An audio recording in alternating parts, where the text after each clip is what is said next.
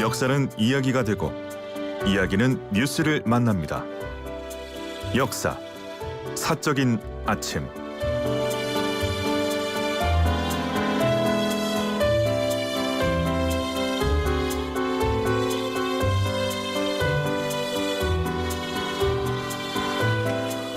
네, 역사 속에서 해답을 찾아봅니다. 매주 목요일엔 사적인 아침 코너가 마련되는데, 자, 사적인 아침에서 국사편찬위원회 정대훈 편사연구사와 함께 이것저것 생각해보는 시간입니다. 안녕하십니까? 네, 안녕하세요. 자, 2020년 러시아와 우리나라가 수교 맺은 지 30년 되는 해네요. 그리 길진 않아요. 네. 그렇죠? 자, 그래서 이거 30주년 맞이해서 문화예청에서 전시회 하나네? 특별전? 네, 그렇습니다. 이름이? 네, 제목이 러시아 청년 사바틴 예. 조선에 오다라는 제목의 특별전입니다. 앞에 저 연도가 있어요? 1883년? 1883년 예. 연도부터 있습니다. 그렇군요. 언제부터 합니까? 이거?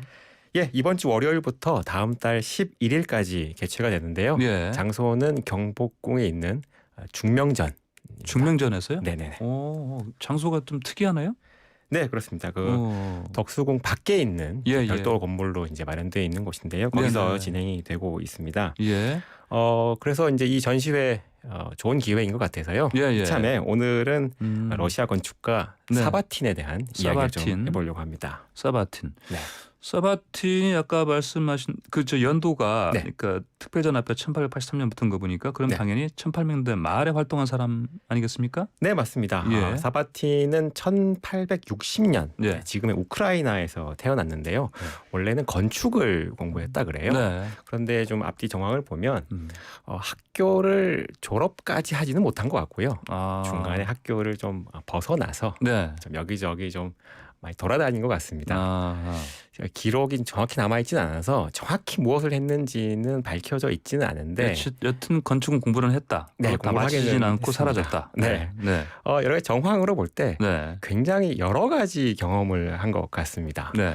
뭐 러시아 군사 학교인 뭐 공병 학교에 가서 공병학교 토목 기술을 배운 것 같은 정황도 네. 있고요. 그것과 건축은 약간 이어진 면이 있으니까 맞습니다. 거기까지는 이해갑니다. 네. 그다음에 또 그리고 또 해군 학교에 들어가서 예. 이번에는 항해술도 좀 배운 것 같아요. 해군학교요. 네. 그러면은 이쪽은 약간 뭐랄까요, 어떤 우리나라 말하면 사관학교 정급 뭐 그런 정도는 느낌이 좀 있죠. 예. 되겠네요. 네네. 그럼 고급 어떤 뭐 해군 인력 양성하는 곳 아니겠습니까? 네, 그런데 예. 그 학교를 또 잘 마친 것 같진 않아요. 아마 잘 그것도 마쳤으면 예. 또 임관을 해서 해군 소속으로 장교가 활동했을 됐겠죠. 텐데. 네. 예. 그렇지는 장교는 안 않고. 되고 그냥 또 어디로 뭐하러 갔습니까? 네, 정말 막 여기저기서 막 여러 가지 경험을 했는데 네.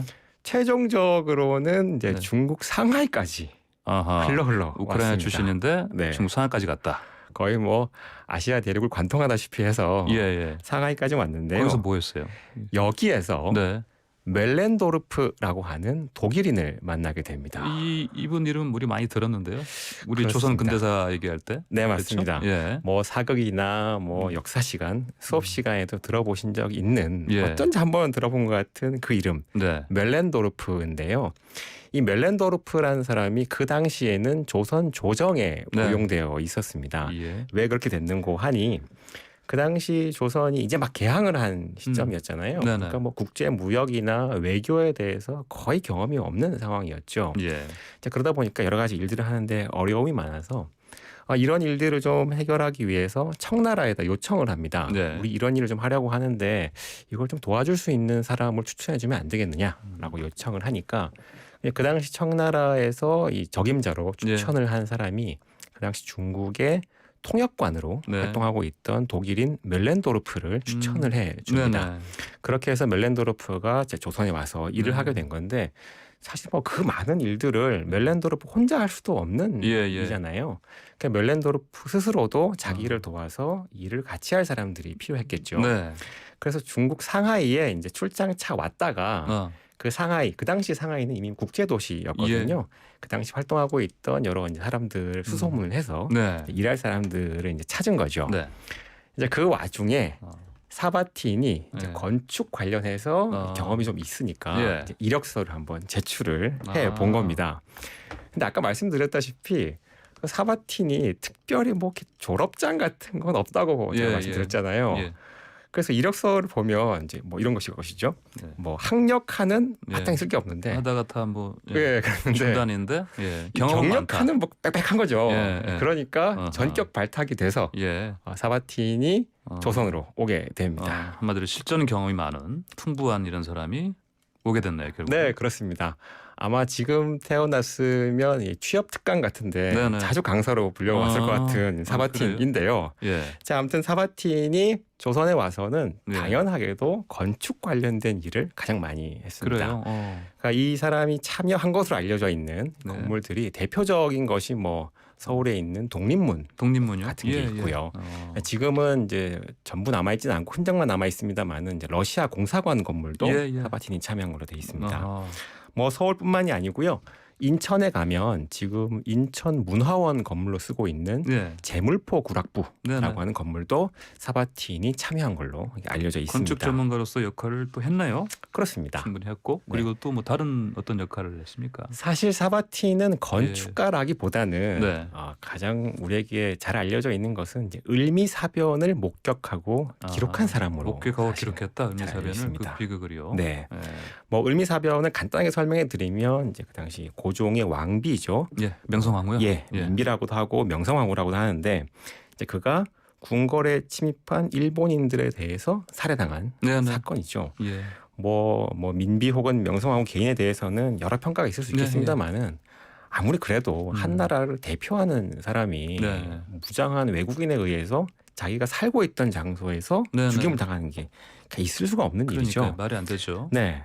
근데 그때 마침 사바틴이 궁궐에 있다가 이 사건을 목격을 하고 예. 기록으로 남깁니다. 그 기록은 당연히 지금도 남아 있고요. 예. 역사 연구자들에 의해서 중요한 자료로 활용되고 있습니다. 네. 네.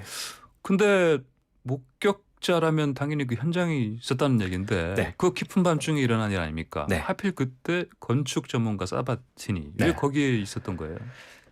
그거는 이제 그 당시 일본과 조선의 관계가 점점점 네. 험악해지고 있기 때문에 그렇습니다. 왜냐하면 일본군이 점차적으로 이제 네. 조선에 대한 군사적인 위협을 늘려가고 있는 상황이었거든요. 네네. 그래서 고종이 신변의 위협을 느낀 나머지 이제 궁궐을 지키는 이제 시위대라고 네. 하는 그 부대의 부대장으로 사바틴을 임명을 했었거든요. 또 이 사람이 또 뭐 이전에 또 군인이 될 수도 있었기 때문에 또 그 네. 경력도 여기서 한번 또 써먹을 수 있는 그렇습니다. 상황이 됐군요. 네. 결국 고종을 지키는 그런 군인 중에 한 명으로. 예, 그렇기 때문에 예. 이제 그 당시 현장에서 이제 궁궐에서 예. 야간 근무를 서고 있다가 예. 그 비참한 상황을 다 목격을 하고 예. 기록으로 남길 수가 있었던 거죠. 건축가로서 또 군인으로서 이런저런 역할을 많이 했군요. 네, 아마 사바틴이 러시아인이었기 때문에 네. 일본군이 침입해 들어오더라도 네. 함부로 대할 수 없었을 거다라는 예, 그러니까요. 걸 아마 고종이 염두에 뒀을 겁니다. 그래요. 실제로 사바틴은 이제 명성황후가 살해되는 그 현장에 네. 그 직전까지 있다가 네네. 그가 떠난 직후에 네. 살해된 걸로 예. 알려져 있습니다. 일본의 낭인들이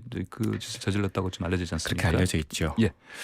자, 그러면 이렇게 해서 을미사변의 전말을 이 사람 통해서 우리가 이제 계속 기록을 통해서 알게 된 건데 알 수 있게 된 건데 그러면 그 후에 사바틴 뭐 어떻게 했습니까? 사실 이제 그 사건 이후에 더 이상 사바틴은 조선 정부 소속으로 활동하지는 못하고요. 예.